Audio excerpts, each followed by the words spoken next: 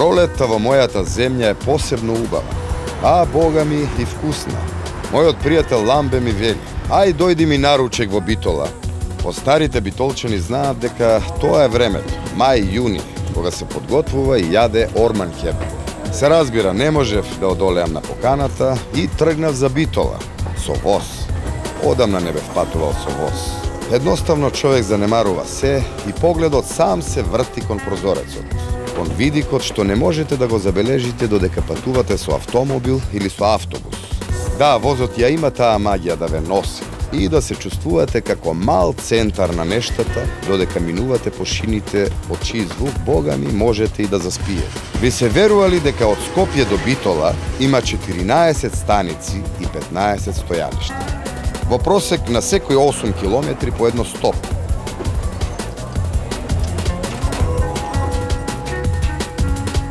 Но, откако ќе се навикнете на постојаното тргнување и застанување, го отворате прозорецот и се обидувате да го допрете Вардар.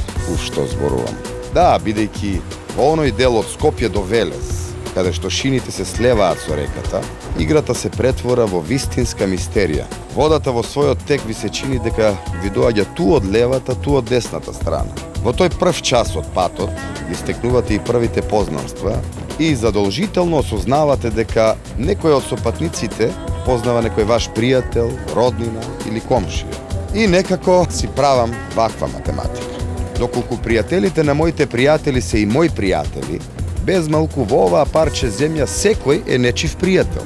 Во меѓувреме ќе го чуете и моабетот од соседното седиште, а и она пред него, и приказните сами се редат. За подгреаната сарма, за напорната работа, за болната мајка, но и за точната предпоставка на една бабичка која вели: ако во Папрадиште се чуе возот, сигурно е дека набрегу ќе врне на Солунска глава. Различни испреплетени приказни, слеани во еден звук. Приказни што патуваат од еден до друг град, од едно до друго у. Кога возот ќе запре, ќе си речете: пријатно, ај со здравје! Можно е пак да се сретнеме, но и на таа нова средба повторно ќе се запознаваме. Од Велес до Богомила, дива Македонија. Да, има тука едно недопрено делче, што може да го видите само ако патувате со воз. Морав да слезам во Богомила, за да можам одблизу да ја доживеам природата на Централна Македонија.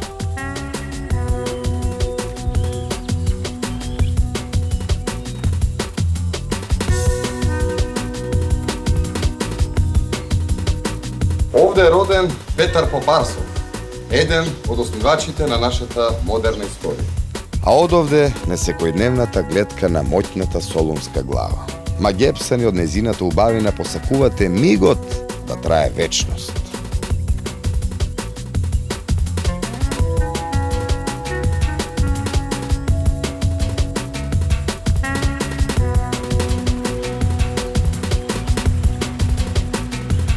Другар ми Ламбе ме чека. Време е да продолжам.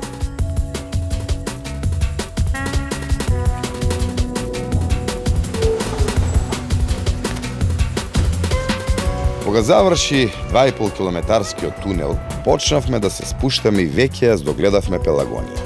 Билки по крешините, билки по ливадите, исткаен тепих од пролетно цвеќе.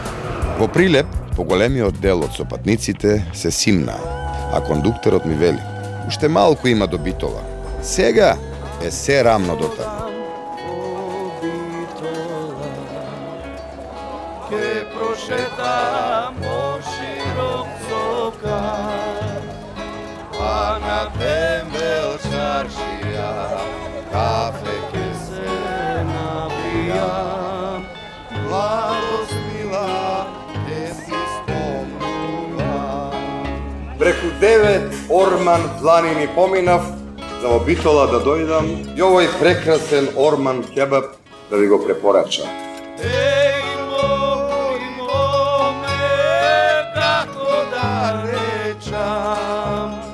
За Солуна, за Стамбола, Битола не давам. Мојата чудесна земја.